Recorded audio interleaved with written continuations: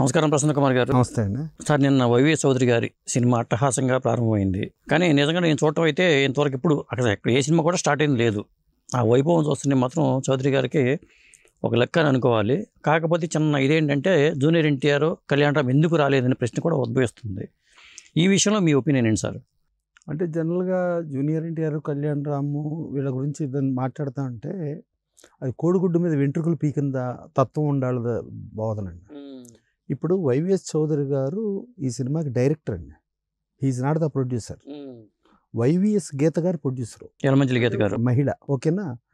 ఆవిడ ప్రొడ్యూసర్గా ఉంది. ఆవిడ ఒక కాన్సెప్ట్లో ఏంటంటే ఇప్పటిదాకా ఎప్పుడు కూడా పురుషాధిక్య ప్రపంచంలో పురుషులే ప్లస్ మనకు పర్టికులర్గా ఏంటంటే సినిమా ఫీల్డ్ ఎక్కువ కూడా స్టార్ స్టేటస్లో హీరోలనే ఓపెనింగ్ పిలుస్తాం, క్లాప్ హీరో అంటాం, స్విచ్ ఆన్ హీరో అంటాం, ఫస్ట్ షాట్ డైరెక్షన్ హీరో అంటాం, పూజ హీరో అంటాం, ఇలా జరుగుద్ది. ఇప్పుడు ఆవిడ ఒక వినూత్నంగా నేను ఒక మహిళగా నేను ఫస్ట్ టైం ఒక డెబ్యూ ప్రొడ్యూసర్గా నేను వస్తున్నా. అంటే ఇంతకుముందు వైవిఎస్ చౌదరి గారి సినిమాల్లో ఆవిడ పేరు సమర్పించుండేది, కానీ దర్శక నిర్మాతగా వైవిఎస్ చౌదరి గారే. సో అట్లాంటిదిలో నేను ఫస్ట్ టైం డెబ్యూ చేసేటప్పుడు నేను ఒక మహిళను అయినప్పుడు నా ఫంక్షన్ మొత్తం మహిళలతోనే నిండిపోయి ఉండాలి.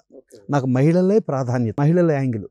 సో అక్కడ తను చూసుకుంటే ఏంటంటే యాజ్ ఇట్ ఈజ్ హరికృష్ణ గారితో సీతారామరాజు చేసినప్పుడు కానీ, దాని తర్వాత లాహిర్లో చేసినప్పుడు కానీ, దాని తర్వాత సీతయ్య చేసినప్పుడు కానీ, వాళ్ళకి మహిళలుగా ఈవెన్ మారిషస్ సీతయ్య సాంగ్స్కి వెళ్ళినప్పుడు కూడా హరికృష్ణ గారి భార్య లక్ష్మీ హరికృష్ణ గారితో చాలా పర్సనల్ సంబంధాలు ఉన్నాయండి.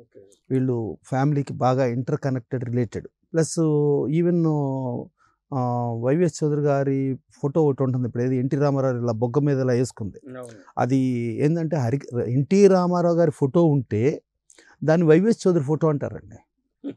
ఆ ఫోటోని హరికృష్ణ గారి ఇంటికాడ నుంచి తీసుకునే ఆ ఫోటోనే బ్యానర్గా పెట్టుకుని బ్యానర్గా అది వైవిఎస్ చౌదరి ఫోటో అన్నట్టుగా వచ్చేసింది. సో తనకు ఏంటంటే యాక్చువల్గా ఒక కొండవీడి సింహం ఇష్యూలో ఒక 72 రోజులు గుడివాడలో ఆడి 73వ రోజు తీసేస్తుంటే ఇతను అక్కడ దాదాపు ఎన్టీ రామారావు ఫ్యాన్స్కి ఒక చాలా ప్రధాన పాత్రలో ఉండి ఆ థియేటర్లో సీట్లు ఇరగ్గొట్టి, ఆ థియేటర్లో అద్దాలు బద్దలు కొట్టి ఫ్యాన్స్ పరంగా ఇచ్చేస్తే ఆ థియేటర్ వాళ్ళు ఇళ్ల మీదకి రాత్రి పోలీసులు తీసుకుని వచ్చి ఆ పరిస్థితి వస్తే అక్కడి నుంచి అతను ఇంజనీరింగ్ డిస్కంటిన్యూ చేసి సినిమా ఫీల్డ్కి వచ్చాడు. సినిమా ఫీల్డ్కి వచ్చి ఇనీషియల్గా టక్మన్ ముందు ఏంటంటే ఈ ట్రయాంగిల్ వెయ్యి, తర్వాత వెరీ ఫస్ట్ అతను అసిస్టెంట్ డైరెక్టర్గా జాయిన్ అయింది పట్టాభిషేకం అండి. ఓకే. రామకృష్ణ సినీ స్టూడియోస్ సినిమాలో పట్టాభిషేకంలో చేశాడు. పట్టాభిషేకంలో ఆయన గురువు రాఘవేంద్రరావు ఫస్ట్ డైరెక్టర్.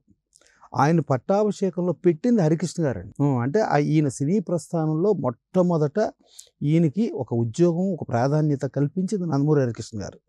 కల్పించి ఆ స్టూడియో అంటే ఎన్టీ రామారావు స్టూడియో. ఇతను ఎన్టీ రామారావు వీరభక్తుడు, వీరాభిమాని.